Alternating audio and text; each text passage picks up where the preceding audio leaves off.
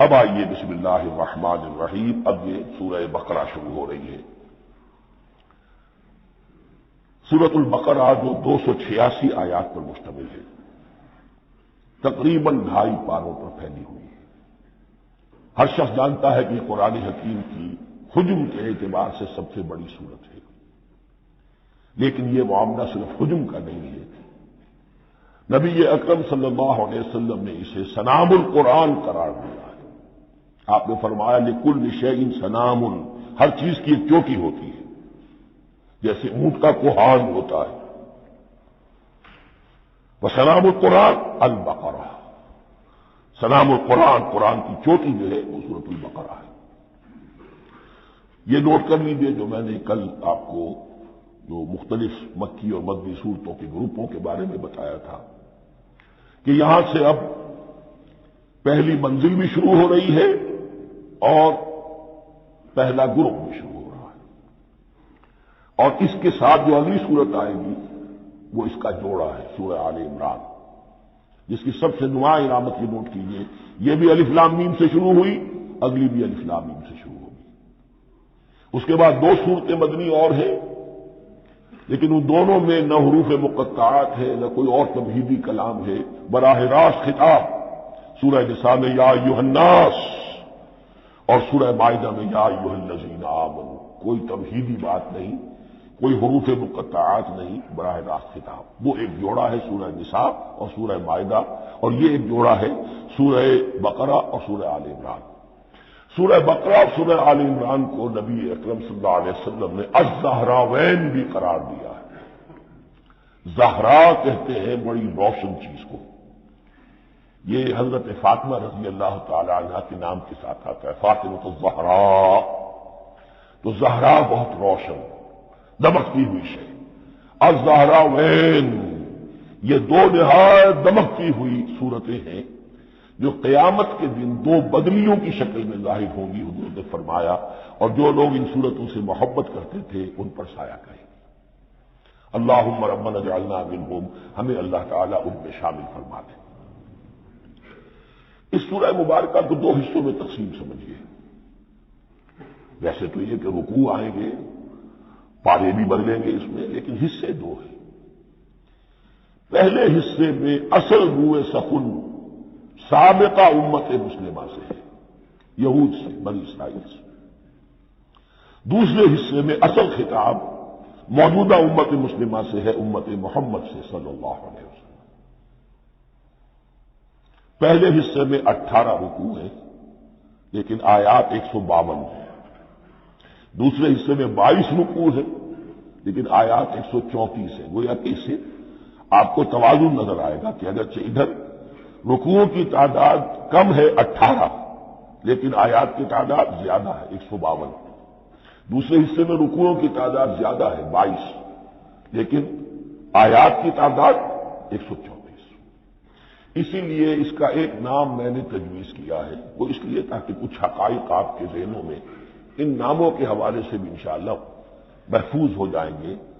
سورۃ الامتین، 2 امتوں کی سورت، اس لیے کہ تقریباً نصف اس کی ساری بحث جو ہے مرکزی بحث وہ سابقہ امت مسلمہ بنی اسرائیل، اور دوسرا نصف اس میں سارا خطاب وہ ہے موجودہ امت مسلمہ یعنی امت محمد صلی اللہ علیہ وسلم.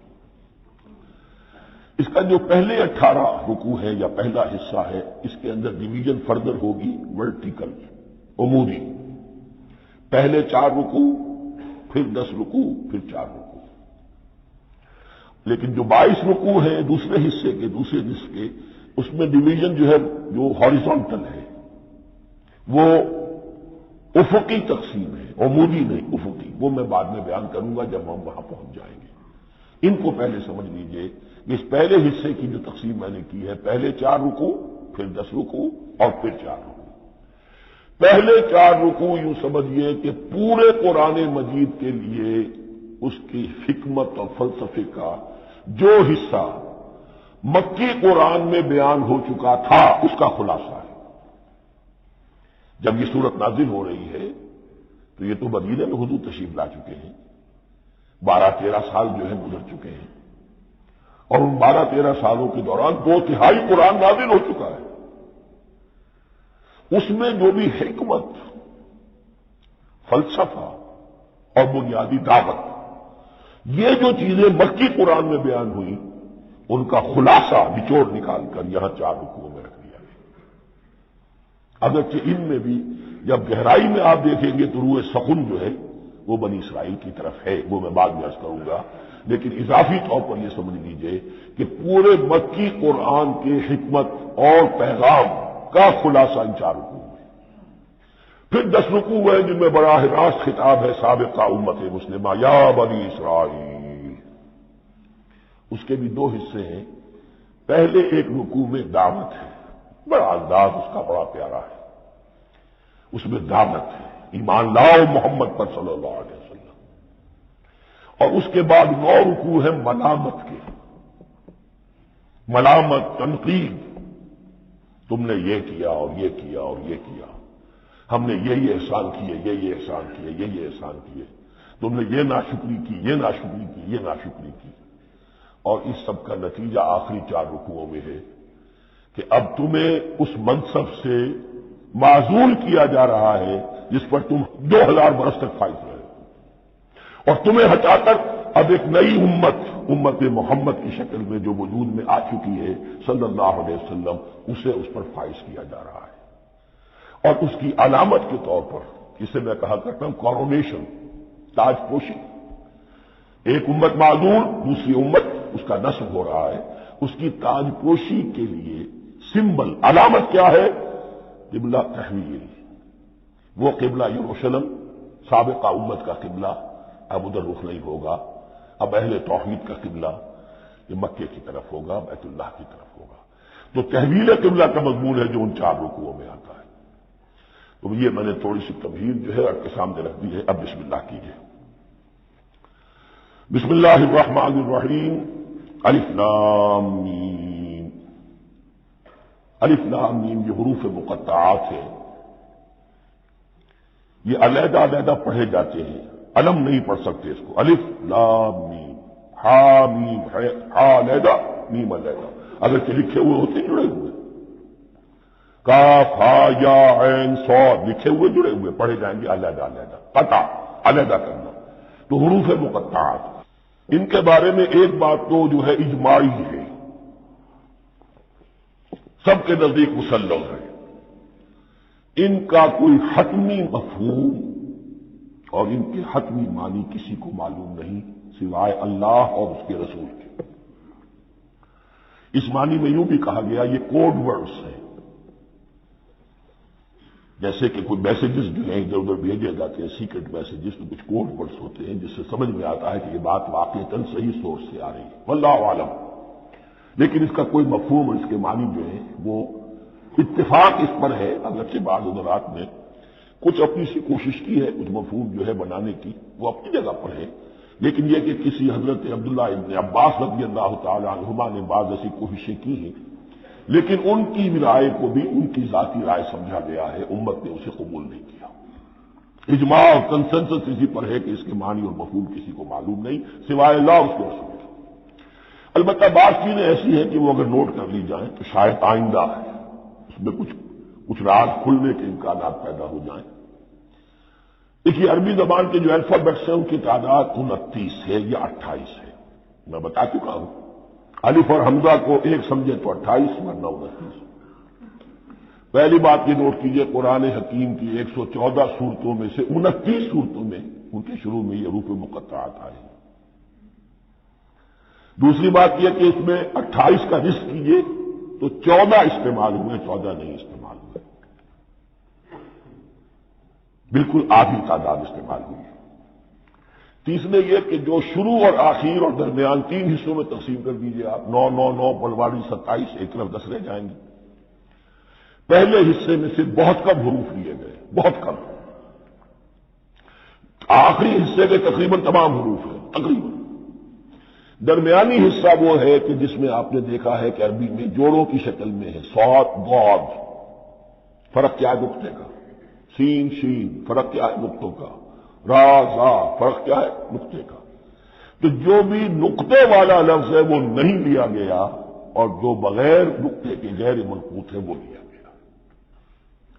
پھر اس میں 3 صورتیں ہیں جن میں ایک ایک حرف آیا ہے، سورہ قاف، سورہ نون، سورہ صاد۔ پھر صورتیں ہیں جن میں 2 آئی ہیں، جن میں 3 آئے ہیں، پھر 4 آئے ہیں۔ 2 ہی صورتیں ہیں جن میں 4 ہیں، اور 2 ہی صورتیں جن میں 5 ہیں۔ تو یہ ہے صرف کیوں سمجھئے کہ اعداد و شمار، اس کے حوالے سے کچھ آدمی غور کرے تو شاید کوئی بات نکلے۔ باقی وہ مثال میں آپ کو بتا دیتا ہوں کہ حضرت عبداللہ ابن عباس نے ایک رائے ظاہر کی کہ الف لام میم در حقیقت ایک جملے کا خلاصہ ہے۔ انا اللہ اعلم، پہلا لفظ انا، اس کا الف لے لیا، درمیانی لفظ اللہ، اس کا درمیانی لام لے لیا، تیسرا لفظ اعلم، یہ آخری لفظ ہے، آخری حرف میم لے لیا، انا اللہ اعلم، میں اللہ جانتا ہوں، واللہ اعلم، واقعتاً اللہ ہی جانتا ہے۔ یہ حضرت عبداللہ ابن عباس کی رائے ہے، لیکن اگرچہ انہیں حبر الامت مانا گیا ہے، لیکن یہ کہ ان کی اس رائے کو بھی اکثر و بیشتر مفسرین نے قبول نہیں کیا۔ اب جو پہلے 2 رکوع ہیں اس سورہ بقرہ کے، ان کے بارے میں تعویل عام اور تعویل خاص کا ایک بڑا بنیادی فرق ہے جو نوٹ کر لینا چاہیے۔ جس وقت یہ صورت نازل ہو رہی ہے، میں عرض کر چکا ہوں کہ 12 سال ہو چکے تھے حضور کو اپنا فریضہ نبوت و رسالت ادا کرتے ہوئے۔ ایک جماعت اچھی بھلی تیار ہو چکی تھی جنہوں نے حضور کی دعوت پر لبیک کہا، ایمان لائے اور آپ کی تعلیمات پر عمل کیا۔ وہ ایک گروہ موجود تھا، یہ ابو بکر ہے، یہ عمر ہے، یہ عثمان ہے، یہ طلحہ ہے، یہ زبیر ہے، یہ عبد الرحمن ابن عوف ہے، یہ مصعب بن عمیر ہے، دیکھ لو۔ اور ایک گروہ وہ تھا کہ جو حق کو جان کر پہچان کر محض اپنی ضد اور حق درمی کی باعث وہ کفر پر آ گیا تھا۔ اور اب ایک تیسرا گروہ پیدا ہو رہا تھا مدینے میں آ کر، وہ ابھی ایمبریونک سٹیج میں ہے کہ جو داعی ہے، مدعی ہے کہ ہم مانتے ہیں لیکن حقیقت میں نہیں مانتے۔ یہ 3 قسم کے گروہ دنیا میں ہمیشہ پائے جائیں گے، ہمیشہ۔ اب اسے میں اس کو لا رہا ہوں تعویل عام کی طرف۔ جب بھی کبھی کوئی دعوت اٹھے گی انقلابی، ایک ہوتا وعظ و نصیحت، ٹھیک ہے، جس نے بھی فائدہ اٹھایا اٹھا لیا۔ ایک ہوتی ہے دعوت انقلابی، وہ انقلابی دعوت کا ہدف ہوتا ہے نظام کو بدلنا۔ نظام بدلتا ہے تو ظاہر بات ہے کہ جو لوگ اس نظام میں جن کے ویسٹڈ انٹرسٹ ہیں اور جن کو پریولیجز حاصل ہیں، جن کے مفادات ہیں، وہ تو لازماً اپنے نظام کا تحفظ کریں گے، ٹکراؤ ہوگا، تصادم ہوگا۔ تصادم میں جانی نقصان بھی ہوگا، مالی نقصان بھی ہوگا۔ یہ گویا کہ کسی انقلابی دعوت کے لوازم ہیں۔ اگر یہ شے نہ ہو تو دعوت انقلابی ہے ہی نہیں۔ اس اعتبار سے ہر انقلابی دعوت کے جواب میں 3 طبقے پیدا ہو جاتے ہیں۔ ایک وہ کہ جو اس دعوت کو قبول کرتے ہیں دیانت کے ساتھ، خلوص کے ساتھ، اخلاص کے ساتھ، اور پھر پوری جواں مردی کا ثبوت دیتے ہیں، ہر کے بعد آباد، اب جو آئے سو آئے، جان دینی پڑے حاضر ہے، مال دینا پڑے حاضر ہے، کوئی تکلیف آئے، کوئی مشقت آئے، کوئی مصیبت آئے، کوئی قربانی کرے، حاضر۔ جب پکارا گیا واپس نہیں پھیرا کوئی فرمان جنوں کا، اور تنہا نہیں لوٹی کبھی آواز جرس کی۔ خیریت جا راحت تن صحت داما، سب بھول گئی مصلحت اہل ہوس کی۔ ایک وہ لوگ ہوتے ہیں، ایک وہ لوگ ہوتے ہیں کہ جو اڑ جاتے ہیں ضد پر، حق درمی پر، ماننے کے باوجود، جاننے کے باوجود یہ بات تو ٹھیک ہے جو کہہ رہے ہیں، کیسے مان لیں؟ ہماری سیادت، ہماری چودراہٹ، ہمارے مفادات، ہمارے یہ ساری چیزیں، ان سب کے اوپر زد پڑ رہی ہے۔ یہ لوگ اڑ جاتے ہیں اور پھر کوئی دعوت، کوئی نصیحت، کوئی مزید افہام و تفہیم ان کے حق میں مفید نہیں ہوتی۔ اس لیے کہ صحیح بات ہے جو کہتے ہیں کہ سوتے کو تو جگایا جا سکتا ہے، جاگتے کو کیسے جگائیں؟ کوئی سویا ہوا ہے تو آپ کو جگا دیں گے، جو جاگا ہوا ہے لیکن وہ بنا ہوا ہے، وہ اٹھنے کو تیار ہی نہیں ہے، تو آپ کیسے اٹھا دیں گے؟ تو جو لوگ جان بوجھ کر حق کو پہچان کر رد کر دیتے ہیں، پھر ان کے حق میں کوئی دعوت، کوئی نصیحت، کوئی تبلیغ، کوئی انذار، کوئی تبشیر مفید نہیں ہے۔ تیسرا درجہ ایسے لوگوں کا ہوتا ہے جو یا تو شروع میں آتے ہی شرارت کے ارادے سے، کوئی مصلحت ہے جس کی وجہ سے اس دعوت کو قبول کر لیا، کوئی ذاتی منفعت ہے جس کے لیے قبول کر لیا، یا یہ کہ شروع میں تو اخلاص کے ساتھ آتے ہیں لیکن جب قربانی دینے کا وقت آتا ہے تو ان کے اندر سیرت و کردار کی وہ مضبوطی نہیں ہوتی کہ ہر سے باز آباد، یہ نہیں ہوتی، وہ پھر ڈگمگاتے رہتے ہیں، کبھی کچھ چلے پھر کہیں چھٹک کر رہ گئے، پھر کہیں کچھ چلے پھر چھٹک کر رہ گئے۔ یہ تیسرا طبقہ ہے کہ جو کہتا ہے دعوی مدعی ہے کہ ہم نے مانا ہے، قبول کیا ہے، بات ٹھیک ہے، کچھ تھوڑا بہت چلتے بھی لیکن جہاں مشکل آئی چھٹک کر کھڑے ہو گئے، عہدے منہ گر پڑے۔ یہ تیسرا طبقہ ہے۔ اس کے لیے لفظ ہمارے ہاں منافقین بھی ہے، لیکن اس رکوع میں آ کر ابھی ان 4 رکوعوں میں نہیں بلکہ سورہ بقرہ میں مکمل میں بھی کہیں نفاق کا لفظ نہیں آیا ہے، اس لیے کہ اسے مرض سے تعبیر کیا گیا۔ یہ مرض ہے ایک، اور اس مرض کے ذریعے سے لوگوں کے اندر جو ہے وہ ایک نفاق کا بیج پڑ رہا ہے جو ظاہر ہوگا کہ منافقت پوری کی پوری کھل کر سامنے آ جائے گی۔ روگ ہے انسانی شخصیت کا، اس حوالے سے وہ تیسری، اور یہ چونکہ اہم ترین حصہ تھا اور یہ مرض اب شروع ہو رہا تھا، مدینے میں، مکے میں نہیں تھا، لہذا زیادہ تفصیل سے اس کے بارے میں گفتگو ہوئی۔ اعوذ باللہ من الشیطان الرجیم، بسم اللہ الرحمن الرحیم، الف لام میم ذالک الکتاب لا ریب فیہ، صدق اللہ العظیم۔ الف لام میم حروف مقطعات ہیں جن کے بارے میں عرض کر چکا ہوں۔ ذالک الکتاب لا ریب فیہ، یہ وہ کتاب ہے اس میں کوئی شک نہیں۔ الکتاب اس لیے کہا گیا ہے کہ قرآن مجید کی پیشین گوئیاں اور خوشخبریاں سابقہ کتابوں میں موجود تھیں، اور کیونکہ اس سورہ مبارکہ میں اصل خطاب کا رخ جو ہے وہ ہے سابقہ امت مسلمہ کی طرف، تو ذالک کتاب نہیں کہا گیا، ذالک کتاب لا ریب فیہ نہیں، ذالک الکتاب، یہ وہ کتاب ہے، کتاب موعود ہے جس کی پیشین گوئیاں تورات اور انجیل میں موجود تھیں۔ لا ریب فیہ، اس میں کوئی شک نہیں۔ حرف اولى ریب، نئے، تبدیل، نئے، یہی الفاظ آئے ہیں سورہ سجدہ کے شروع میں بھی، الف لام میم تنزیل الکتاب لا ریب فیہ رب العالمین، لا ریب فیہ من رب العالمین، فیہ ھدی للمتقین۔ فیہ دونوں طرف مل سکتا ہے، لا ریب فیہ اسے معانقہ کہتے ہیں، لا ریب فیہ پڑھیں گے تو ھدی سے شروع کر دیں گے، لا ریب پر ختم کر دیں گے تو فیہ ھدی للمتقین، یہ دونوں معنی درست ہوں گے۔ آپ کو مل جائے گا جو قرآن شریف لے کر بیٹھے ہوئے ہیں کہ حاشیے میں معانقہ نمبر 1 لکھا ہوا ہے، معانقہ عند المتاخرین۔ ھدی للمتقین یہ ہدایت ہے، رہنمائی ہے اہل تقویٰ جو بچنا چاہیں۔ تقویٰ کا اصل مفہوم سمجھ لیجئے، بقا یقی کسی کو بچانا، تقویٰ خود بچنا۔ جن لوگوں کے اندر فطرت سلیمہ ہوتی ہے ان میں اخلاقی حس موجود ہوتی ہے، وہ بری چیز سے بچنا چاہتے ہیں، بھلی کو حاصل کرنا چاہتے ہیں۔ وہ لوگ ہیں کہ جو گویا کہ اس قرآن کا اصل مخاطب ہے، وہی اس سے استفادہ کر سکیں گے۔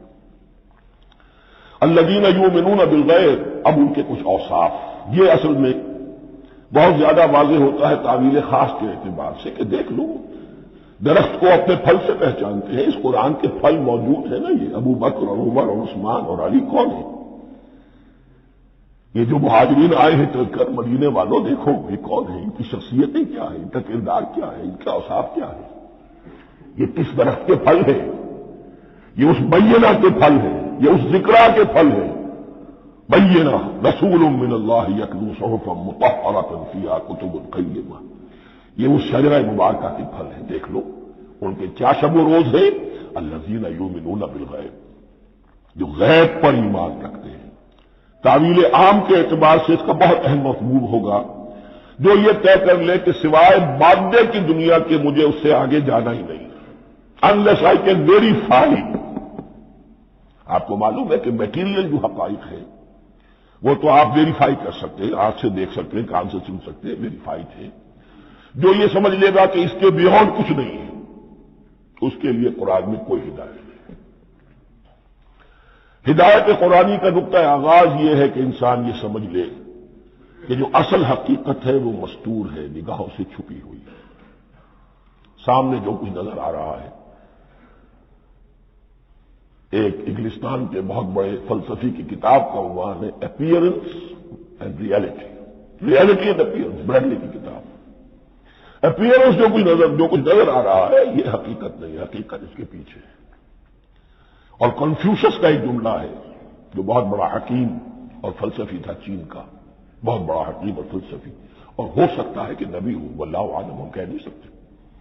اس کی تعلیم بڑی اخلاقی تعلیم ہے، اور اس کا جملہ سنیے، یہ یؤمنون بالغیب کی اس سے زیادہ صحیح تصریح ممکن نہیں۔ There are certain things, there's nothing more real than what cannot be seen. And there's nothing more certain than what cannot be heard. وہ حقائق جو آنکھوں سے نہیں دیکھے جا سکتے اور کانوں سے نہیں سنے جا سکتے، ان سے زیادہ یقینی اور واقعی حقائق اور کوئی نہیں۔ There's nothing more real than what cannot be seen. And there's nothing more certain than what cannot be heard. الذین یؤمنون بالغیب ویقیمون الصلاۃ، نماز قائم کرتے ہیں، ومما رزقناہم ينفقون، اور جو کچھ ہم نے انہیں دیا ہے اس میں سے خرچ کرتے ہیں، خیر میں، بھلائی میں، نیکی میں، ابناء نو کی حاجات کو رفع کرنے میں، لوگوں کی تکلیفیں دور کرنے میں، خود اللہ کے لیے، اللہ کی رضاجوئی کے لیے، اللہ کو قرض حسنہ دیتے ہوئے۔ والذین یؤمنون بما انزل الیک وما انزل من قبلک، اور وہ کہ جو ایمان رکھتے ہیں اس پر بھی جو آپ پر نازل کیا گیا ہے محمد صلی اللہ علیہ وسلم، اور اس پر بھی کہ جو آپ سے پہلے نازل کیا گیا۔ یہ بہت اہم الفاظ ہے، اس لیے کہ عام طور پر آج کل ہمارے ہاں یہ خیال پھیلا ہوا ہے کہ یہ تورات اور انجیل کے پڑھنے کا کوئی فائدہ نہیں، کوئی ضرورت نہیں، کوئی ضرورت نہیں کی حد تک تو شاید بات صحیح ہو، لیکن کوئی فائدہ نہیں، یہ بالکل غلط ہے۔ یہ ابتدا ہے قرآن کی، اور کس قدر اہتمام کے ساتھ کہا جا رہا ہے۔ ایمان صرف قرآن پر نہیں، اس پر بھی کہ جو اس سے پہلے نازل کیا گیا۔ اور سورہ نساء کی آیت، اور سورہ نساء نازل ہوئی ہے کہیں جا کر سن 6 ہجری میں، یا ایھا الذین آمنوا آمنوا باللہ ورسولہ والکتاب الذی نزل علی رسولہ والکتاب الذی انزل من قبل۔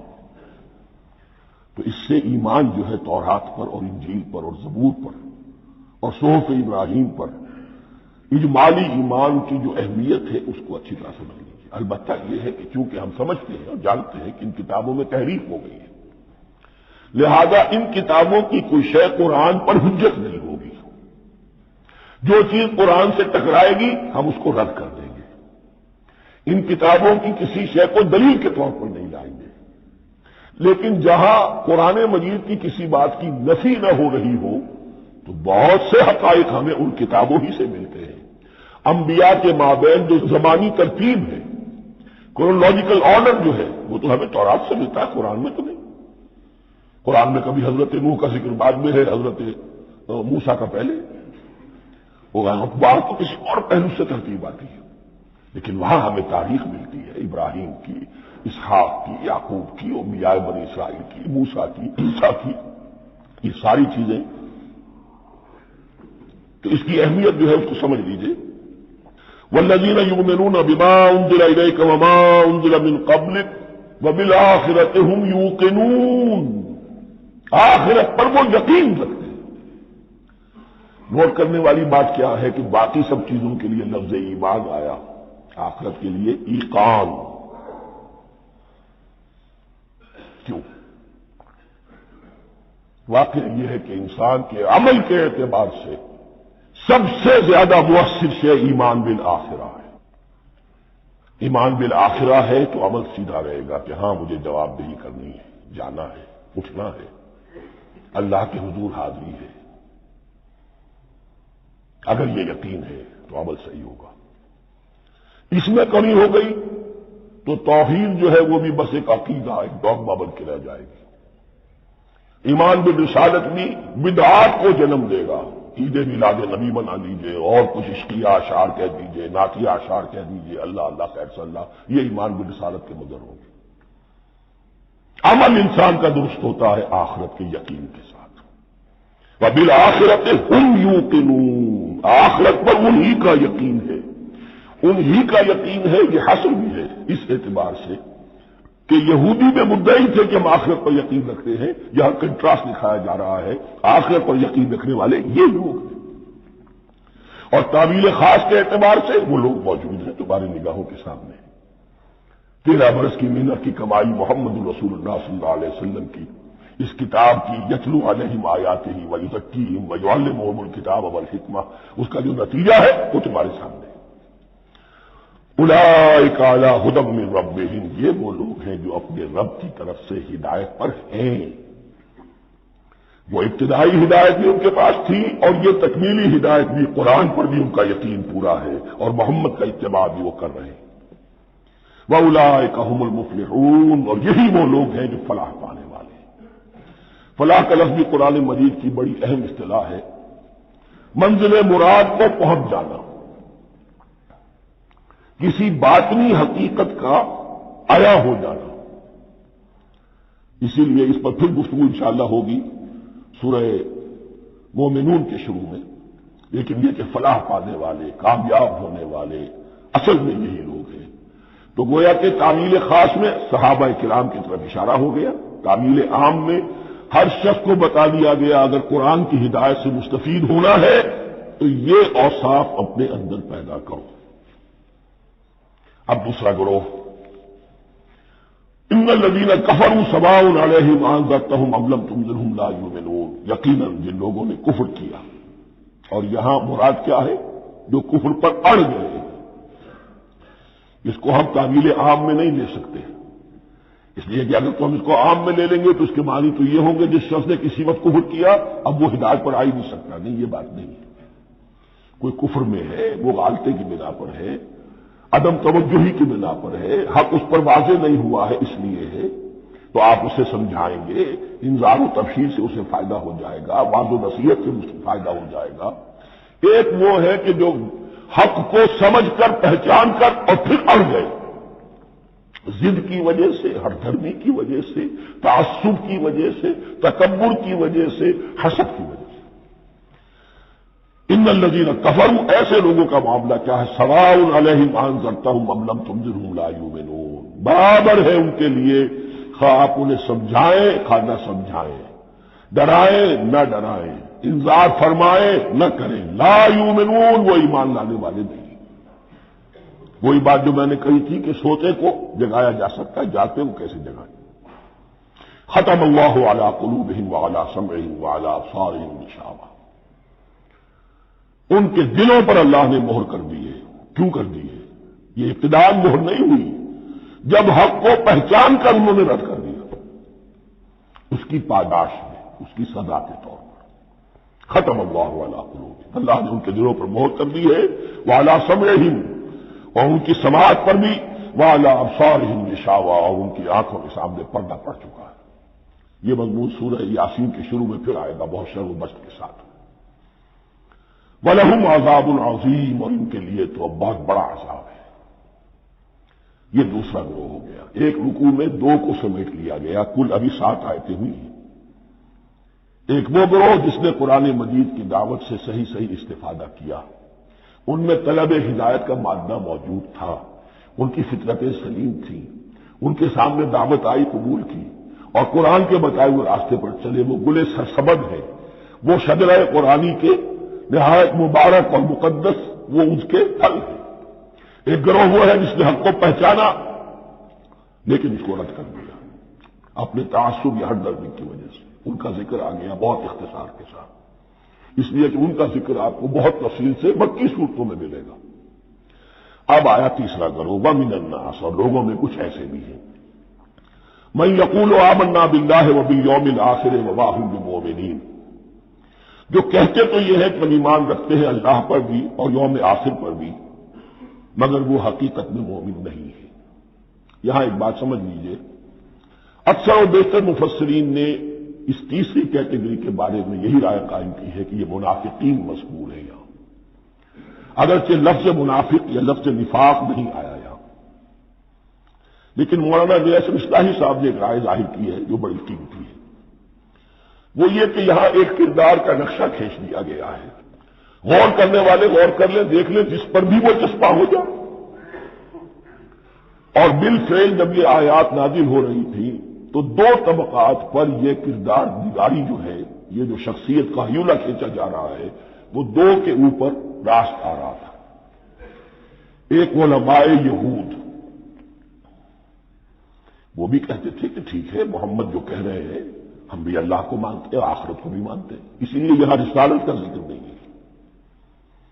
بھئی ہم محمد ہی کو نہیں مانتے نا صلی اللہ علیہ وسلم، باقی اگر 1.25 نبی آئے ہیں تو باقی 1.25 کو تو ہم مانتے ہیں، ایک محمد کو نہیں مانا، ایک عیسیٰ کو نہیں مانا، بس تو ہمیں بھی مانا جانا چاہیے کہ ہم بھی مسلمان ہیں۔ ایک یہ ان کی رائے ہے، اور واقعہ یہ ہے کہ یہاں اس طریقے کا تذکرہ ہو رہا ہے کہ جس سے ان کا کردار بھی جھلک رہا ہے، روح سخن ان کی طرف جا رہا ہے۔ مجھے یاد ہے اپنی 10ویں جماعت کے زمانے میں دہلی میں نے دیکھا تھا کہ نارتھ سرکس وہاں کا ایک بڑی مارکیٹ ہوتی تھی، تو جوتے کی دکان پہ بہت بڑا جوتا لٹکایا ہوا تھا، بہت بڑا، اور لکھا تھا free to whom it fits, جس کے پاؤں میں یہ ٹھیک آ جائے وہ لے جائے۔ تو یہ free to whom it fits ہے، ایک کردار ہے، اب یہ کردار جس کے اوپر بھی فٹ بیٹھ جائے۔ ان میں یقیناً زیادہ تو غلبہ یہی ہے جو مفسرین کی رائے ہے، منافقین کا معاملہ جو ہو رہا ہے، لیکن یہ کردار بعین نہیں فٹ بیٹھ رہا ہے یہود کے علماء پر۔ اور یہ بھی نوٹ کر لیجئے کہ جو مدینہ منورہ میں نفاق کا جو پودا پروان چڑھا ہے، بلکہ پودا نہیں کہنا چاہیے، جھاڑ جھکاڑ جو پروان چڑھا ہے، وہ یہودیوں کے زیر اثر ہے۔ جیسے جنگل کے اندر بڑے بڑے درخت بھی ہوتے ہیں اور اندر جو ہے نیچے جھاڑیاں بھی ہوتی ہیں، تو یہ نفاق کا جھاڑ جھکاڑ جو ہے وہ یہودی علماء کا جو پودا تھا اور بہت بڑا تھا، اس میں کوئی شک نہیں، اس کے سائے میں پروان چڑھا ہے۔ ان دونوں میں معنوی ربط بھی ہے۔ وَمِنَ النَّاسِ مَن يَقُولُ آمَنَّا بِاللَّهِ وَبِالْيَوْمِ الْآخِرِ وَمَا هُم بِمُؤْمِنِينَ، اور لوگوں میں سے کچھ ایسے بھی ہیں جو کہتے تو یہ ہے کہ ہم ایمان رکھتے ہیں اللہ پر اور یوم آخر پر، لیکن وہ مومن نہیں ہیں۔ يُخَادِعُونَ اللَّهَ وَالَّذِينَ آمَنُوا وَمَا يَخْدَعُونَ إِلَّا أَنفُسَهُمْ، وہ دھوکہ دینے کی کوشش کر رہے ہیں اللہ کو اور اہل ایمان کو۔ لیکن یخادعون جو ہے یہ باب مفعلہ ہے، باب مفعلہ میں کشمکش ہوتی ہے، کشاکش ہوتی ہے، لہذا ترجمہ میں نے کیا کوشش کر رہے ہیں۔ وما یخدعون الا انفسهم، یہ ثلاثی مجرد میں آ گیا، اور نہیں دھوکہ دے رہے مگر صرف اپنے آپ کو۔ یہ یقینی ہے اپنے آپ کو تو دھوکہ دے رہے ہو، لیکن یہ کہ اللہ اس کے رسول کو اور اللہ اور اہل ایمان کو دھوکہ نہیں دے سکتے۔ سورہ نساء کی آیت نمبر 142 میں یہ کھل کر منافقین کے بارے میں یہی الفاظ آئے ہیں، ان المنافقین یخادعون اللہ وہو خادعہم، یقیناً منافقین جو ہے وہ اللہ کو دھوکہ دینے کی کوشش کر رہے ہیں اور اللہ انہیں دھوکہ دے رہا ہے۔ فی قلوبہم مرض، ایک لفظ اور رہ گیا، وما یشعرون، انہیں اس کا شعور نہیں ہے۔ یہ بہت اچھی طرح نوٹ کر لیجیے، منافقین کی بھی اکثریت وہ تھی جنہیں اپنے نفاق کا شعور نہیں تھا، وہ اپنے کہیں سمجھتے تھے اپنے آپ کو مسلمان، وہ کہتے تھے یہ بے وقوف لوگ ہیں، محمد رسول اللہ کے بارے میں کہتے تھے یہ خام خواہ جو ہے انہوں نے لڑائی بھڑائی مول لے لی ہے اہل مکہ کے ساتھ، کیا ضرورت ہے، امن کے ساتھ جو ہے بات کرنی چاہیے۔ وہ سمجھتے تھے کہ ہم خیر خواہ ہیں، ہم بھلی بات کہہ رہے ہیں، یہ بے وقوف لوگ ہیں، دیکھتے نہیں کہ کس سے ٹکرا رہے ہیں، ہاتھ میں اسلحہ نہیں ہے اور لڑائی کے لیے جا رہے ہیں، تو بے وقوف تو یہ ہے۔ لیکن وہ سمجھتے تھے کہ ہم تو بڑے مخلص ہیں، ہم مسلح ہیں، تو ما یشعرون بہت ضروری ہے۔ بعض لوگ منافق ایسے بھی تھے کہ جو اسلام میں داخل ہی ہوتے تھے دھوکہ دینے کی خاطر، اور ان پہ پہلے دن سے واضح ہوتا تھا کہ ہم مسلمان نہیں ہیں، ہم نے اسلام کا لبادہ اوڑھا ہے صرف دھوکے کے لیے۔ اس کا ایک ذکر سورہ آل عمران میں آئے گا۔ لیکن اکثر و بیشتر منافقین دوسری طرح کے تھے جنہیں اپنے نفاق کا شعور حاصل نہیں تھا۔ فی قلوبہم مرض، ان کے دلوں میں ایک روگ ہے، بیماری ہے۔ یہ روگ اور بیماری کیا ہے؟ ایک لفظ میں اس کو تعبیر کیا جائے، کردار کی کمزوری۔ Weakness of character. ایک شخص وہ ہوتا ہے جو سمجھتا ہے یہ حق ہے، حق سے بعد آباد، اب جو ہو سو ہو. ایک حق کو حق پہچان کر رد کر دیتا ہے، وہ کافر ہو گیا.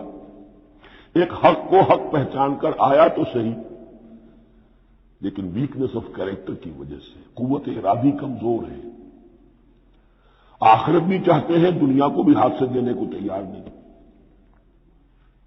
یہاں کا بھی کوئی نقصان نہ ہو اور آخرت کا بھی سارا بلا میں مل جائے. یہ وہ لوگ ہیں در حقیقت کہ اس کو کہا روگ. فی قلوبہم مرض فزادہم اللہ مرضا، تو اللہ نے ان کے مرض میں اضافہ کر دیا. یہ اللہ کی سنت ہے. آپ حق پر چلنا چاہیں، حق کا راستہ آپ کے لیے آسان کر دے گا. آپ برائی کی طرف جانا چاہیں، بڑی سے بڑی برائی آپ کے لیے ہلکی ہوتی چلی جائے گی.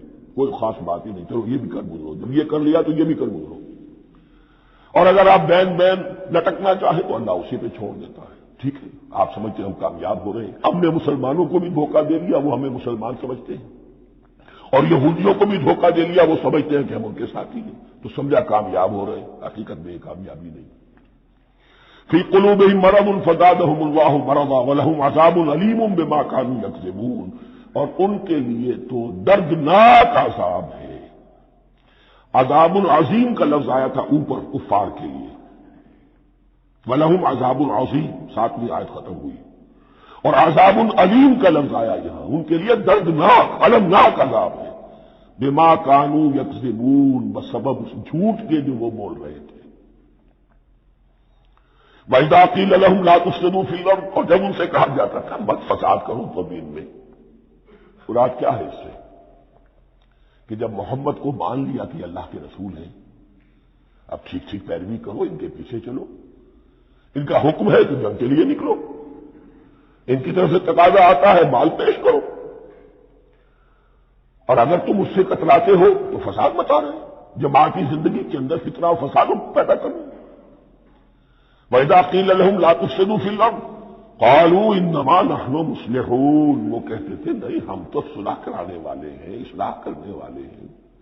ہم چاہتے ہیں لڑنا بیڑنا کوئی اچھی بات نہیں ہے، ٹکراؤ فساد ہو، یہ کوئی اچھے کام تھوڑا ہی ہے. بس ٹھنڈے ٹھنڈے دعوت دیتے رہو، جو چاہے قبول کر لے، جو چاہے رد کر دے.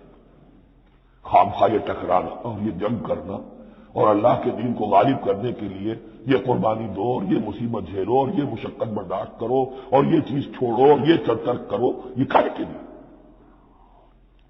وَإِذَا قِيلَ لَهُمْ لَا تُفْسِدُوا فِي الْأَرْضِ قَالُوا إِنَّمَا نَحْنُ مُصْلِحُونَ أَلَا إِنَّهُمْ هُمُ الْمُفْسِدُونَ وَلَٰكِن لَّا يَشْعُرُونَ. آگاہ ہو جاؤ کہ وہی ہے مفسد، فساد پھیلانے والے. اس لیے کہ محمد رسول اللہ کی دعوت ہے زمین میں اصلاح کے لیے. اس اصلاح کے لیے کچھ آپریشن کرنا پڑے گا. مریض اس درجے کو پہنچ چکا ہے کہ آپریشن کے بغیر اس کی شفا نہیں ہوگی. اب اگر تم اس کے راستے میں رکاوٹ بنتے ہو تو در حقیقت تم فساد مچا رہے ہو، لیکن تمہیں اس کا شعور نہیں. الا انہم هم المفسدون ولکن لا یشعرون. پھر دیکھیے نوٹ کیجیے، شعور نہیں ہے. شعوری نفاق اور شے ہے، غیر شعوری نفاق ہے جس کا یہ سارا تذکرہ ہو رہا ہے. وَإِذَا قِيلَ لَهُمْ آمِنُوا كَمَا آمَنَ النَّاسُ، اور جب ان سے کہا جاتا ہے ایمان لاؤ جس سے دوسرے لوگ ایمان لائے. آخر دیکھو دوسرے یہ اہل ایمان ہیں، جب بلاوا آتا ہے فوراً لبیک حاضر ہوتے، جو بھی ہو. یہ تم جو ہے آخر تم نے اور بھی وصیت کیا. وَإِذَا قِيلَ لَهُمْ آمِنُوا كَمَا آمَنَ النَّاسُ قَالُوا أَنُؤْمِنُ كَمَا آمَنَ السُّفَهَاءُ. وہ کہتے ہیں کہ کیا ہم ایمان لائے جیسے یہ بے وقوف لوگ ایمان لائے. انہیں تو اپنے نفع کی فکر، نہ نقصان کی فکر، نہ خطرات کا کوئی خیال، نہ اندیشوں کا کوئی گمان.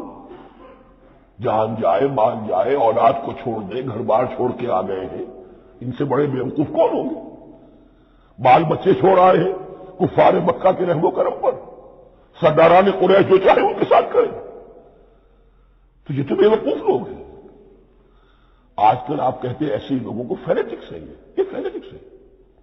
دیکھ بھال کر چلنا چاہیے، دائیں بائیں دیکھ کر چلنا چاہیے، نفع نقصان کا خیال کر کے چلنا چاہیے. چاہے حق ہے ٹھیک ہے، لیکن بہرحال اپنی مصلحتوں کو بھی اور اپنی اہل و عیال کی مصلحتوں کو بھی دیکھنا چاہیے. یہ لوگ تو معلوم ہوتا ہے کہ بالکل دیوانے ہو گئے، فینیٹکس ہو گئے. وَإِذَا قِيلَ لَهُمْ آمِنُوا كَمَا آمَنَ النَّاسُ قَالُوا أَنُؤْمِنُ كَمَا آمَنَ السُّفَهَاءُ أَلَا إِنَّهُمْ هُمُ السُّفَهَاءُ وَلَٰكِن لَّا يَعْلَمُونَ. آگاہ ہو جاؤ کہ وہی بے وقوف ہیں لیکن انہیں علم نہیں ہے. وہ صادق الایمان جو ایمان کی ہر تقاضے کو پورا کرنے کے لیے ہر وقت حاضر ہے، ان سے بڑا عقل مند کوئی نہیں، ان سے بڑا سمجھدار کوئی نہیں. انہوں نے یہ جان لیا ہے کہ اصل زندگی آخرت کی زندگی ہے، یہ نہیں ہے. یہ تو عارضی ہے، کل نہیں آج ختم ہو جائے، آج نہیں ابھی ختم ہو جائے، کیا فرق پڑے گا؟ جانا تو ہے، اب نہیں تو کل، کل نہیں تو پرسوں جانا تو ہے. تو عقل تو ان کے اندر ہے. الا انہم هم السفہاء ولکن لا یعلمون واذا لقوا الذین آمنوا قالوا آمنا. اور جب یہ ملتے ہیں ان سے جو اہل ایمان ہیں تو کہتے ہیں ہم بھی ایمان رکھتے ہیں. اب یہ ان دونوں پر آئے گا. عام جو یہودی تھے وہ بھی کہتے تھے کہ ہم بھی تو آخر اللہ کو مانتے ہیں، آخرت کو مانتے ہیں. اور منافق تو تھے ہی جو رسول کو بھی مانتے تھے.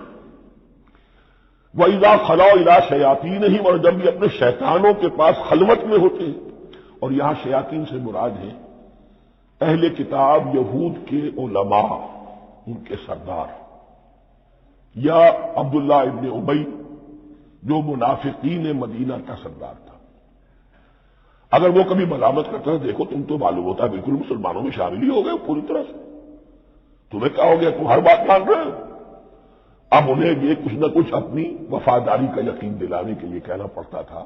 نہیں نہیں، ہم انہیں بیوقوف بنا رہے ہیں، ہم ان سے ذرا تمسخر کر رہے ہیں، ہم ہیں آپ کے ساتھ ہی، آپ فکر نہ کریں. اسی لیے یہ دو منہ ہونا، نفق کہتے ہیں سرنگ کو جس کے دو دروازے ہوتے ہیں، باقی زیر زمین ہے. نافقہ گوہ کا بل ہے کہ دو دروازے رکھتا ہے، دو اس کے منہ رکھتا ہے کہ ادھر سے اگر کتا داخل ہو جائے شکار کے لیے تو ادھر سے نکل بھاگے، ادھر سے آئے تو ادھر سے نکل بھاگے. تو دو منہ انسان، یہ در حقیقت جس کو پھر سورہ نساء میں کہا گیا لا الہ الا ولا الہ الا، نہ ادھر کے ہے نہ ادھر کے، مذبذبین بین ذالک، اس کے درمیان مذبذب ہو کر رہ گئے. یہ شیطان کا لفظ یہاں سمجھ لیجئے کہ اس کے دو رائے ہیں کہ یہ شطنہ سے بنا ہے یا شات سے بنا ہے، شین الف کوئے یا شین قا نون. شطنہ کے معنی تباہ ادا کو بہت دور ہو گیا، دور ہو گیا. شیطان سے مراد جو اللہ کی رحمت سے بہت دور ہو گیا. اور شاطا یشیتوں کے معنی ہے احترق غضبا وحسدا، کوئی شخص غصے اور حسد کے اندر جل رہا ہو، وہ شاطا یشیتو ہے. اس سے فعلان کے وزن پر، رحمان کے وزن پر، غضبان کے وزن پر شیطان، یعنی وہ کہ جو حسد اور غضب کی آگ میں جل رہا ہے. تو یہ ایک تو شیطان وہ ہے جو جنات میں سے ہے، جس کا نام عزازیل تھا پہلے، اب ہم اسے ابلیس کے نام سے جانتے ہیں. وہ ایک شیطان ہے، جنی ہے. پھر یہ کہ جو بھی اس کے پیروکار ہیں دنیا میں انسانوں میں سے ہو یا جنات میں سے ہو، وہ بھی شیاطین ہیں. اسی طرح اہل کفر، اہل زیغ کے جو بڑے بڑے سردار ہوتے ہیں ان کو بھی شیطان سے تعبیر کیا گیا. وَإِذَا خَلَوْا إِلَىٰ شَيَاطِینِهِمْ قَالُوا إِنَّا مَعَكُمْ. اور جب وہ خلوت میں ہوتے ہیں، علیحدگی میں ہوتے ہیں اپنے شیاطین کے پاس، سرداروں کے پاس، کہتے ہیں ہم تو آپ کے ساتھ ہیں. انما نحن مستہزئون، یہ تو ہم ان مسلمانوں کو بیوقوف بنا رہے ہیں، ان سے استہزاء کر رہے ہیں، تمسخر کر رہے ہیں. ہم تمسخر میں کہہ دیتے ہیں کہ ہم بھی آپ کے ساتھ ہیں. آمنا. اللہ یستہزئ بہم ویمدہم فی طغیانہم یعمہون. حقیقت کیا ہے کہ اللہ ان کا مذاق اڑا رہا ہے اور ان کو ڈھیل دے رہا ہے کہ وہ اپنے عقل کے اندھے پن میں بڑھتے چلے جائیں. اللہ تعالیٰ جیسا میں نے عرض کیا رسی دراز کرتا ہے. کچھ تو غلط راستے پر جانا تو جاؤ بھائی، فوراً تو نہیں پکڑتا، اگر فوراً پکڑ لے تو سیدھا ہو جائے گا. چلتے جائے جانا چاہتے جاؤ. تو ان کو بھی رسی دراز کر رہا ہے اللہ. لیکن یہ کہ اللہ یستہزئ بہم، یہ سمجھتے ہیں کہ مسلمانوں کا مذاق اڑا رہے ہیں، اصل میں مذاق ان کا اڑ رہا ہے اللہ کے نزدیک. وَيَمُدُّهُمْ فِي طُغْيَانِهِمْ يَعْمَهُونَ.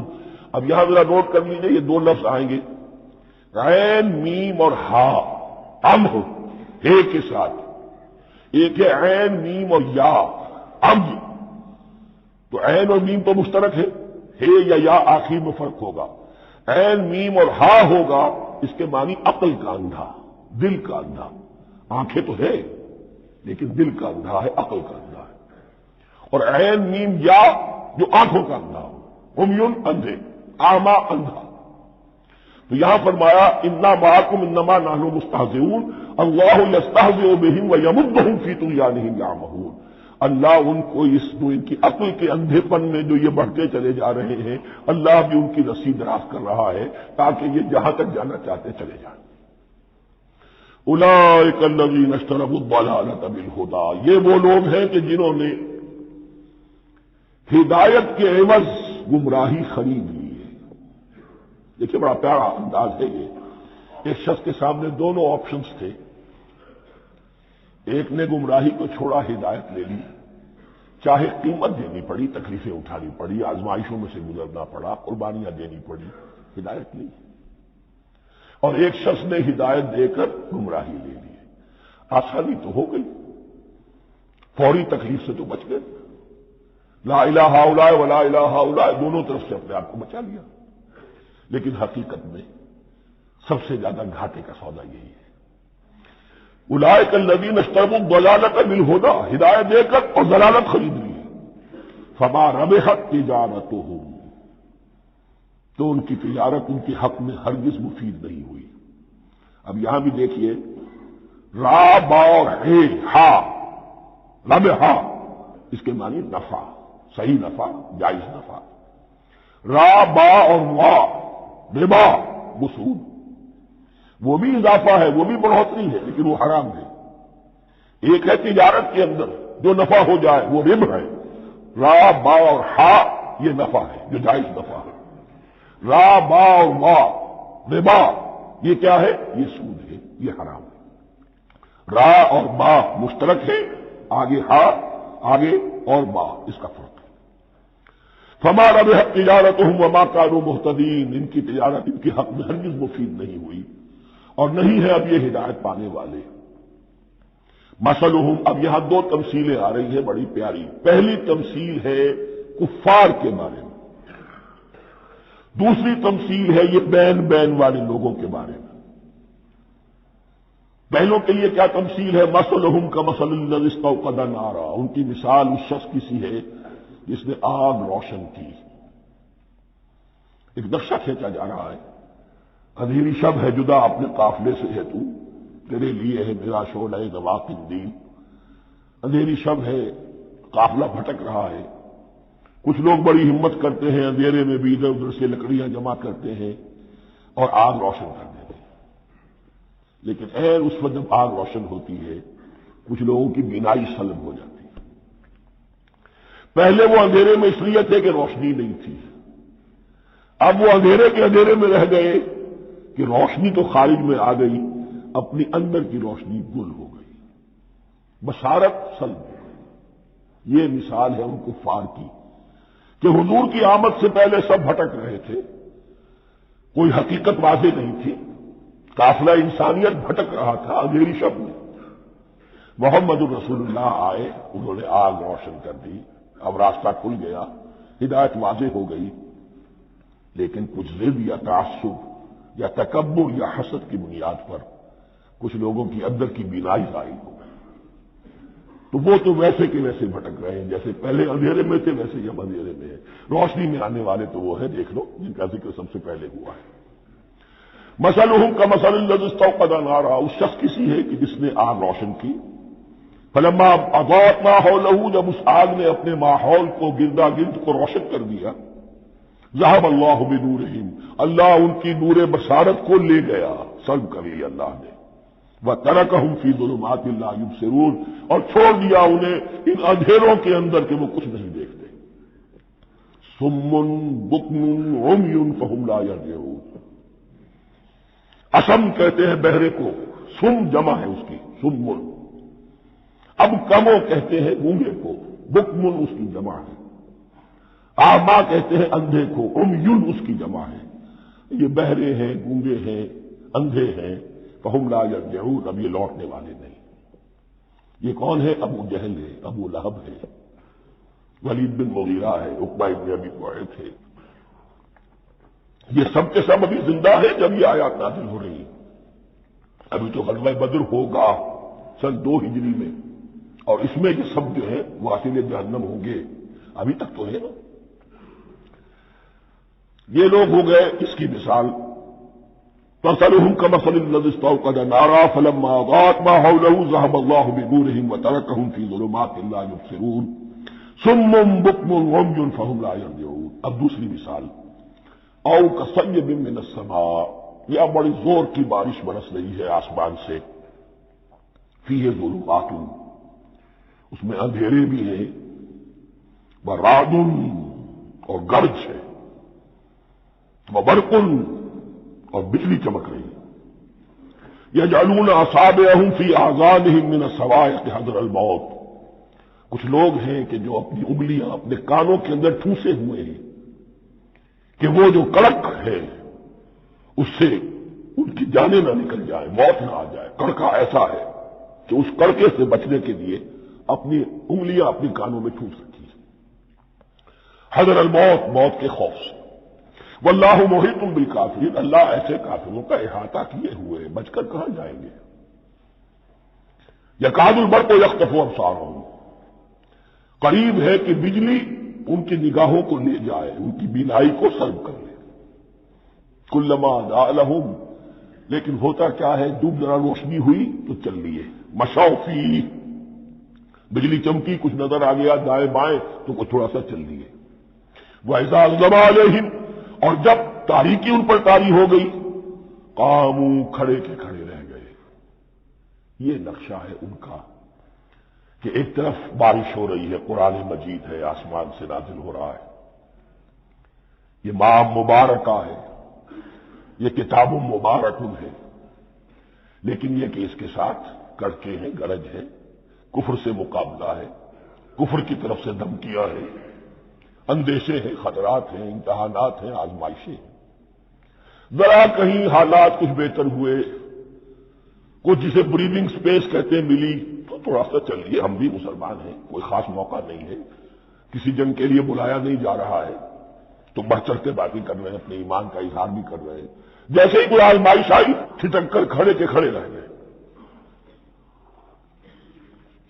وَلَوْ شَاءَ اللَّهُ لَذَهَبَ بِسَمْعِهِمْ وَأَبْصَارِهِمْ، اللہ چاہتا تو ان کی سماعت اور بصارت کو بھی سلب کر لیتا، لیکن اللہ کا قانون یہی ہے، جو جہاں رہنا چاہے اس نے آزادی ارادہ دی ہے انسان کو۔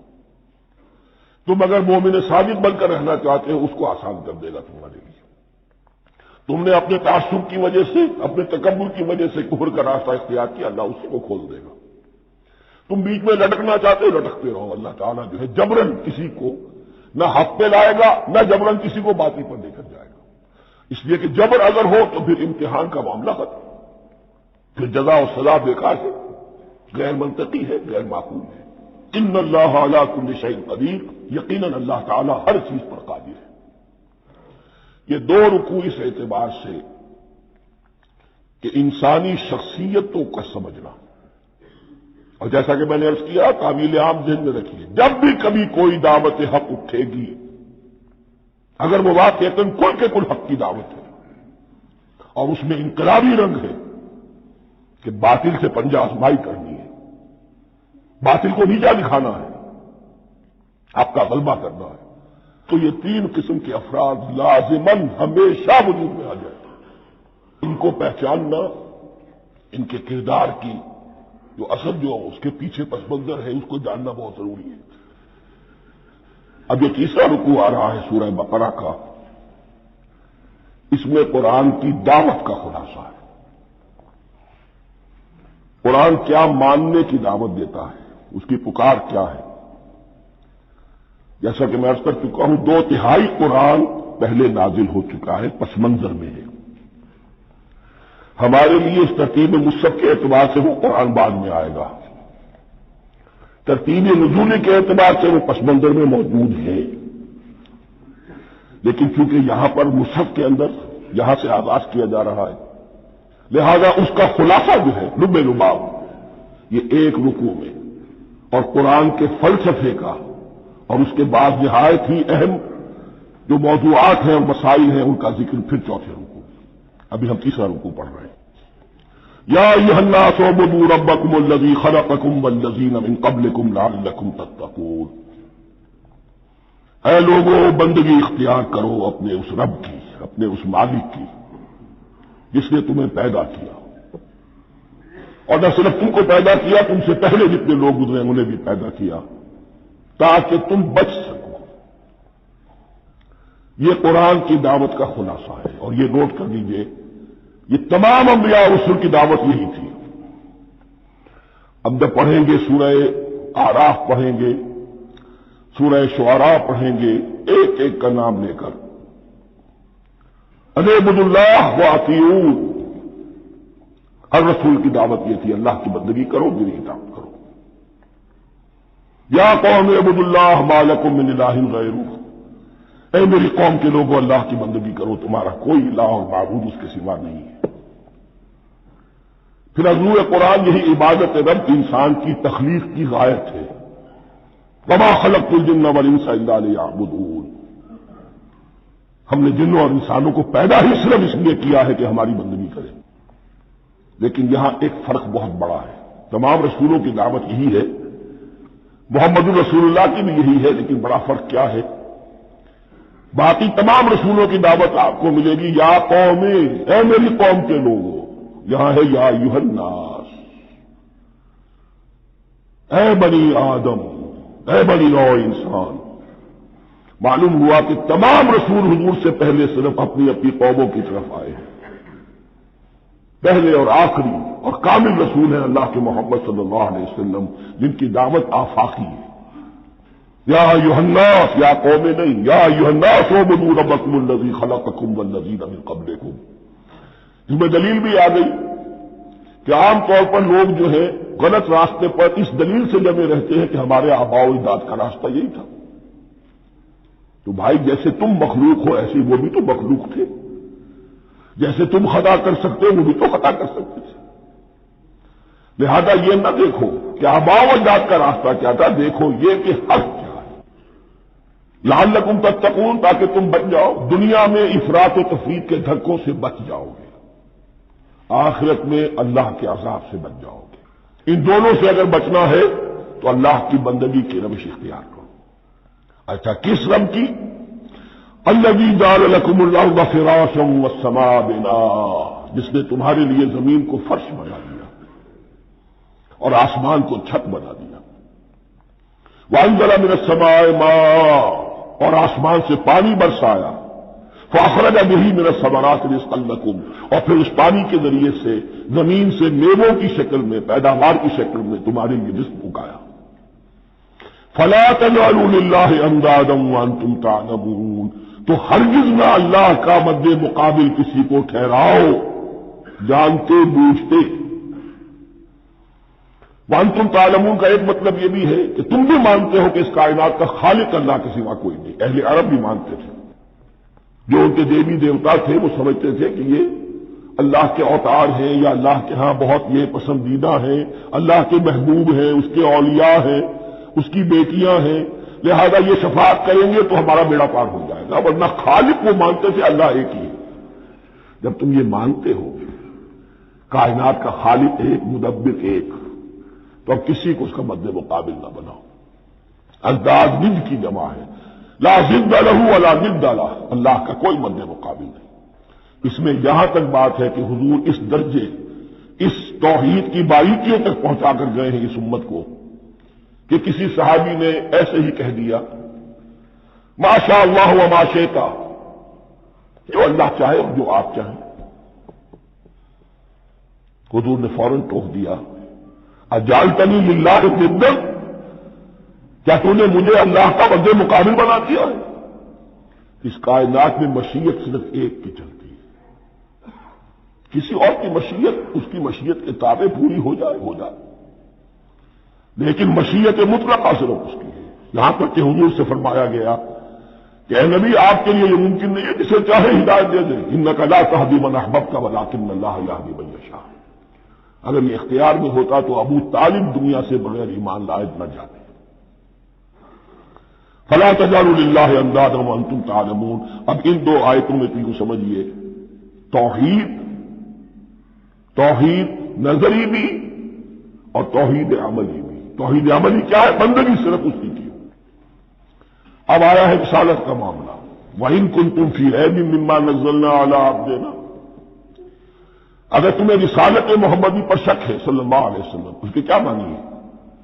کہ تمہیں اس قرآن کے بارے میں شک ہے جو ہم نے اپنے بندے پر نازل کیا ہے۔ اگر ہے شک فی الواقع، وَإِن كُنتُمْ فِي رَيْبٍ، اگر تمہیں واقعتاً شک ہے مما نزلنا علی عبدنا، اس پر جو ہم نے اپنے بندے پر نازل فرمایا ہے، فاتوا بسورۃ من مثلہ، تو لے آؤ اس جیسی ایک ہی صورت۔ یہ ہم کل پوری تفصیل سے دیکھ چکے ہیں کہ برسبیل تنزل یہاں پہنچے ہیں۔ پہلے دو آیتیں میں نے آپ کو سنائی تھی، اس میں پورے قرآن کی مثال لانے کا چیلنج کیا گیا۔ پھر ایک آیت سنائی جس میں 10 صورتیں ہی لے آؤ۔ اب آخری درجے میں ایک صورت ہی بنا تھا، اور ایک صورت تو سورۃ العصر کے مساوی بھی ہو سکتی تھی، سورۃ الکوثر کے مساوی بھی ہو سکتی تھی۔ وَادْعُوا شُهَدَاءَكُم مِّن دُونِ اللَّهِ إِن كُنتُمْ صَادِقِينَ، اور بلا لو اپنے سارے مددگاروں کو اللہ کے سوا، جن ہو انس ہو، اس لیے کہ قریش کا خیال یہ تھا کہ جو شعراء ہوتے ہیں ان کے پاس جن ہوتے ہیں، وہ جن انہیں سکھاتے ہیں، ورنہ عام آدمی تو یہ شعر نہیں کہہ سکتا۔ تو تمہارا اگر کوئی گمان ہے، کوئی جنات سکھانے والے ہیں، کوئی انسان ہے، خطیب ہے، شعراء ہے، ادیب، سب کو جمع کر، ان کنتم صادقین۔ اب یہ ہے بہت ہی، جس کو میں نے کل کہا تھا، آپ کو یاد ہوگا، قرآن کا انداز کیا ہوتا ہے کہ وہ اپنے اندر جھانکنے کی دعوت دیتا ہے۔ یہ گویا کہ آنکھوں میں آنکھیں ڈال کر یہ کہا جا رہا ہے کہ حقیقت میں تمہیں کوئی شک نہیں ہے، یہ تم بات بنا رہے ہو صرف۔ اگر واقعی شک ہے تو آؤ میدان میں، حقیقت یہ ہے کہ تمہیں شک نہیں ہے۔ اگر تم سچے ہو فاتوا بسورۃ من مثلہ، تو اس جیسی ایک ہی صورت بنا لاؤ۔ فَإِن لَّمْ تَفْعَلُوا، اب ذرا انداز دیکھیے تحدی کا اور چیلنج کا۔ پھر اگر تم یہ نہ کر پاؤ، وَلَن تَفْعَلُوا، اور ہرگز نہیں کر سکو گے، یہ چیلنج کون دے سکتا ہے؟ اللہ کے سوا کوئی نہیں دے سکتا۔ یہ انداز کسی کتاب کا نہیں ہے۔ ذالک الکتاب لا ریب فیہ، کسی کا نہیں ہے۔ فَإِن لَّمْ تَفْعَلُوا وَلَن تَفْعَلُوا، پھر اگر تم نہ کر پاؤ اور تم ہرگز نہیں کر پاؤ گے، فَاتَّقُوا النَّارَ الَّتِي وَقُودُهَا النَّاسُ وَالْحِجَارَةُ، تو ڈرو اس آگ سے جس کا ایندھن بنے گے انسان اور پتھر۔ اعدت للکافرین، کافروں کے لیے تیار کر لی گئی ہے، بھڑکا دی گئی ہے۔ پتھروں کا ذکر خاص طور پر کیوں ہے؟ دو اس کے امکانات ہیں۔ آپ کو معلوم ہے کہ وہ جو پتھر کا کوئلہ ہوتا ہے اس کی آگ بڑی سخت ہوتی ہے، عام جو ہمارا یہ لکڑی کا کوئلہ ہوتا ہے اس کے مقابلے، اور دوسرے یہ بھی کہ چونکہ انہوں نے جو معبود تلاش کرتے تھے وہ پتھر کے ہوتے تھے، تمہارے ساتھ ہی تمہارے ان معبودوں کو بھی جھونکا جائے گا، وہ بھی جلیں گے، تاکہ تمہاری حسرت کے اندر اضافہ ہو۔ ان سے ہم دعائیں مانگا کرتے تھے، ان کے سامنے ماتھے ٹیکتے تھے، ان کے سامنے ڈنڈوت کرتے تھے، ان کو چڑھاوے چڑھاتے تھے۔ اب یہاں گویا کہ ایمان باللہ، توحید، ایمان بالرسالت اور ایمان بالآخرت، فاتقوا النار التي وقودها الناس والحجارة اعدت للكافرين وبشر الذين آمنوا وعملوا الصالحات، اور بشارت دے دیجیے اے نبی ان لوگوں کو کہ جو ایمان لائے اور جنہوں نے نیک عمل کیے، ان لهم جنات تجری من تحتها الانہار، کہ ان کے لیے وہ باغات ہیں کہ جن کے دامن میں ندیاں بہتی ہوں گی۔ لفظی ترجمہ ہوگا جن کے نیچے ندیاں بہتی ہوں گی۔ مراد اس سے کیا ہے؟ عام فطری باغ وہ ہوتے تھے کہ جس میں ذرا اونچائی پر جو ہے درخت لگے ہوئے ہیں اور دامن میں ندی بہ رہی ہے، تو اس سے خود بخود جو ہے وہ اریگیشن، نیچرل اریگیشن ہو رہی ہے، درختوں کے جڑوں تک پانی پہنچ رہا ہے۔ بہرحال ترجمہ آپ لفظی کریں، ان کے نیچے ندیاں بہتی ہوں گی یا یہ کہ جن کے دامن میں ندیاں بہتی ہوں گی۔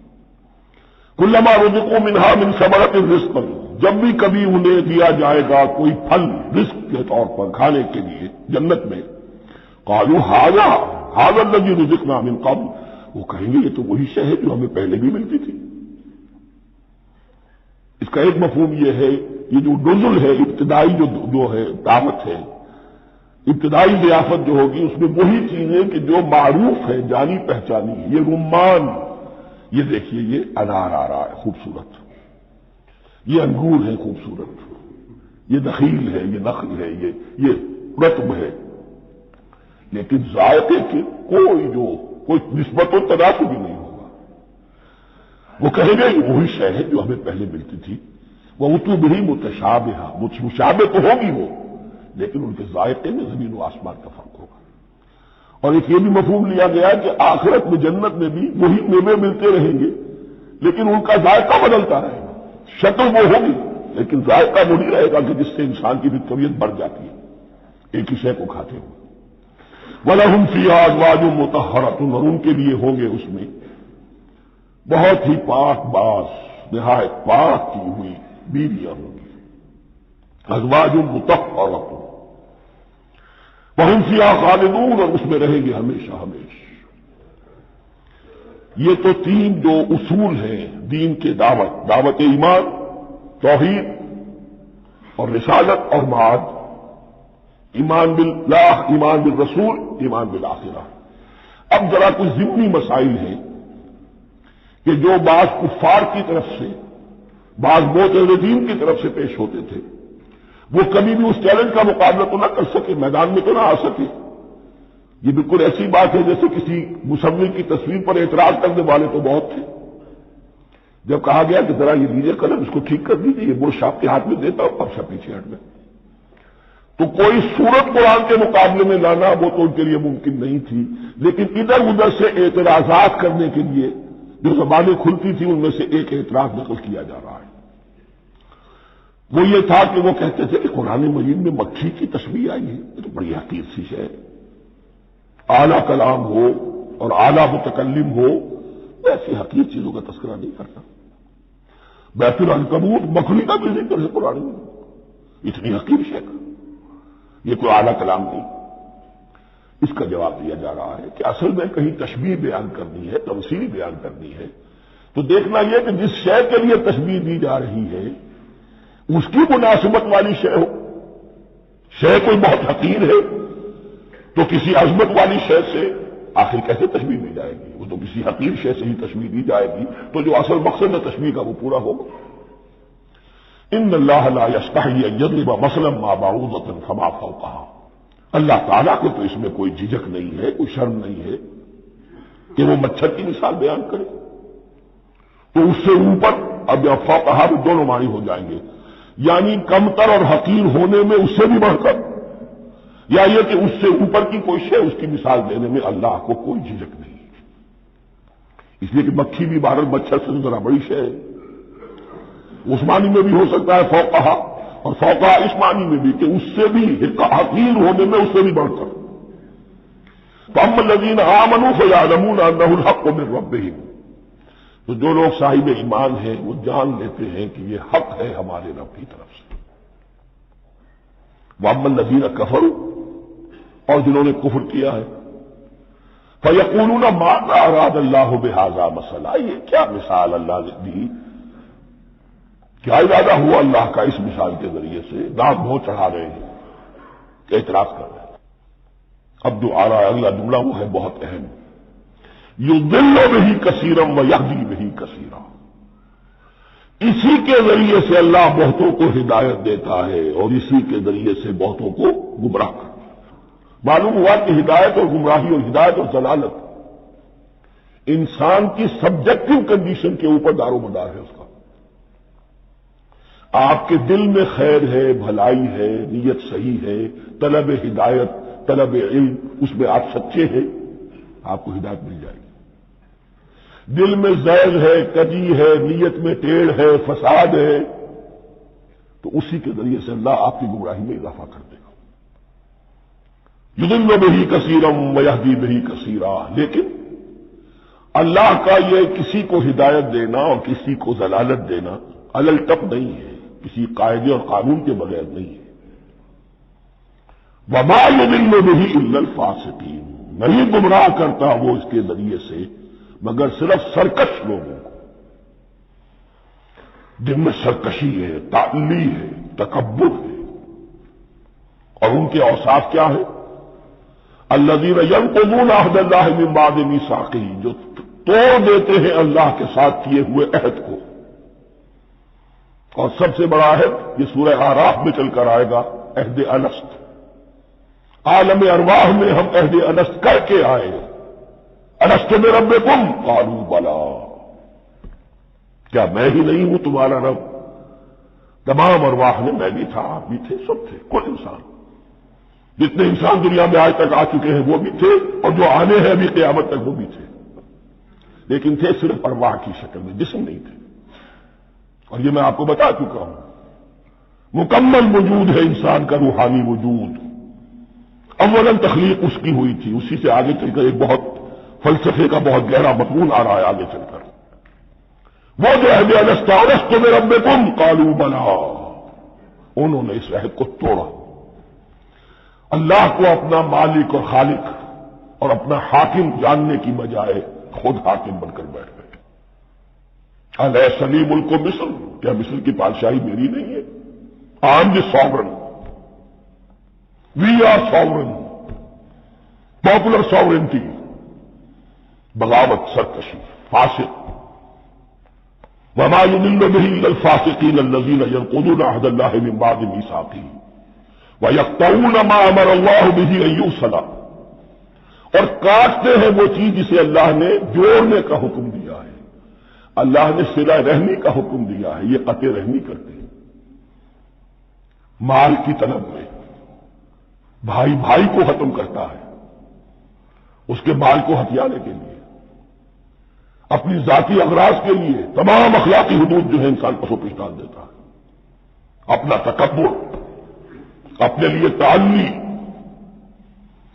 الذین، آپ دیکھیے نوٹ کیجیے، اس میں ہماری شریعت کا فلسفہ یہ ہے، ایک تعلق ہے اللہ کا بندے کے ساتھ، حقوق اللہ، ایک ہے بندوں کا بندوں کے ساتھ، حقوق العباد۔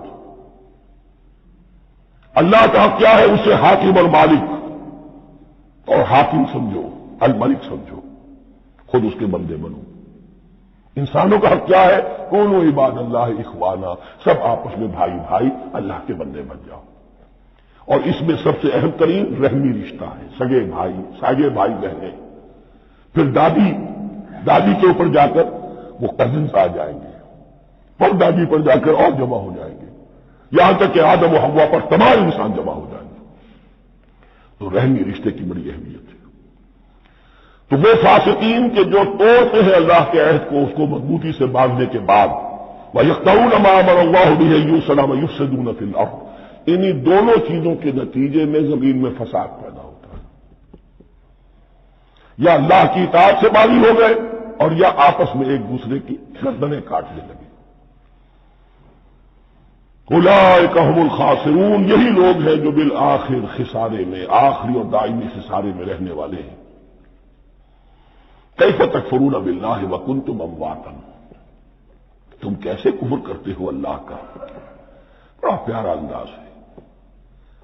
وکنتم امواتا، تم مردہ تھے، فاحیاکم، تمہیں زندہ کیا، ثم یمیتکم، پھر تمہیں مارے گا، ثم یحییکم، پھر جلائے گا، ثم الیہ ترجعون، پھر تم اس کی طرف لوٹ جاؤ گے، لوٹا دیے جاؤ گے۔ یہاں وہ بات آ گئی جو آج نگاہوں سے بالکل اوجھل ہو چکی ہے۔ یہ ہم دنیا میں آنے سے پہلے مردہ تھے، کیا مانا؟ یہ مضمون آ کر اصل میں سورہ غافر یا سورہ مومن میں چل کر اس کی پوری وضاحت ہوگی، لیکن چونکہ یہاں تذکرہ ہو چکا ہے عہد الست کا، ہماری پہلی تخلیق ہوئی عالم ارواح میں، ارواح کی صورت میں، پھر ہمیں سلا دیا گیا، وہ ہماری پہلی موت تھی۔ مردہ جو ہے معدوم نہیں ہوتا، مردہ ہوتا ہے، بے جان ہوتا ہے، سویا ہوا ہوتا ہے، اور موت کو اور نیند کو تشبیہ دی گئی ہے۔ پھر ہمیں اس جسد کے ساتھ یہاں زندہ کیا گیا، پھر موت طاری ہوگی، پھر ہمیں زندہ کیا جائے گا۔ یہ آیت جیسا کہ میں نے عرض کیا بہت بڑی اور بڑی گہری حکمت اور فلسفہ قرآن کی آیت ہے۔ کیسے اللہ کا انکار کرتے؟ کون تم اموات، تم مردہ تھے، سوئی ہوئی ارواح کی شکل میں تھے، فاحیاکم، تمہیں جگایا اس جسد کے ساتھ زندہ کیا، ثم یمیتکم ثم یحییکم، پھر تمہیں مارے گا، پھر جلائے گا، ثم الیہ ترجعون، پھر تم اس کی طرف لوٹا دیے جاؤ گے۔ اور اب اس کے بعد جو آخری آیت ہے هو الذی خلق لکم ما فی الارض جميعا، اس نے تمہارے لیے بنایا ہے جو کچھ بھی زمین میں ہے۔ اس میں خلافت کا مضمون آ گیا۔ حدیث میں آتا ہے انما الدنیا خلقت لکم وانتم خلقتم للآخرہ، یہ دنیا تمہارے لیے بنائی گئی ہے، تم آخرت کے لیے بنائے گئے ہو۔ هو الذی خلق لکم ما فی الارض جميعا، اس لیے کہ اگلی آیت پھر آ رہی ہے خلافت کی آیت۔ سارا کچھ زمین میں یہ بستر جو بچھایا اور یہ کائنات کو زمین کو سجایا تمہاری خلافت کے لیے۔ ثم استوى الى السماء فسواهن سبع سماوات، پھر وہ متوجہ ہوا آسمانوں کی طرف اور انہیں 7 آسمانوں کی شکل میں بنا دیا۔ جیسا کہ میں کل عرض کر چکا ہوں، یہ تاحال ابھی یہ آیات متشابہات میں سے ہے۔ 7 آسمانوں کی کیا حقیقت ہے ہم اس سے ابھی پورے طور سے واقف نہیں۔ وَهُوَ بِكُلِّ شَيْءٍ عَلِيمٌ، اور اسے ہر شے کا علم حقیقی حاصل ہے۔ بارک اللہ لی ولکم فی القرآن العظیم ونفعنی وإیاکم بالآیات والذکر الحکیم۔